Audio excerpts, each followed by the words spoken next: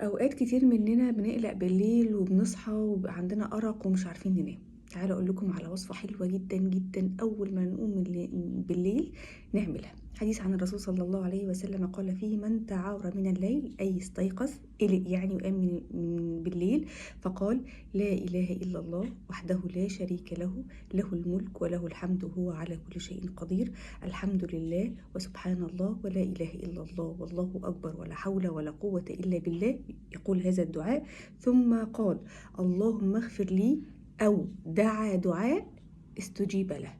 أو إيه تاني لما قلتش كده اللهم اغفر لي أو دعيت، لو مثلا قمت فإن توضأ وصلى قبلت صلاته.